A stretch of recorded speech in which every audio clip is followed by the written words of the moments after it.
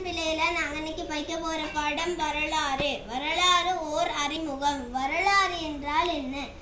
முற்காலத்தில் வாழ்ந்த மக்கள் பற்றிய தகவல்களை தேடி அறிந்து அவற்றை விளக்குவது வரலாறு எனப்படும். வரலாற்றின் தந்தை ஹெரோடோட்டஸ். வரலாற்றை எவ்வாறு கற்பது? முன்னோர்களிடம் இருந்து தகவல்களை கேட்டறியலாம். இலக்கியங்களை வாசிப்பதன் மூலம் அறிந்து கொள்ளலாம். தொல்பொருட்கள் மூலம் அறிந்து கொள்ளலாம். மேலே கூறப்படுவது மூலாதாரங்கள் எனப்படும். மூலாதாரங்களை இரண்டு வகையாக பிரிக்கலாம்: இலக்கியம், தொல்பொருள்.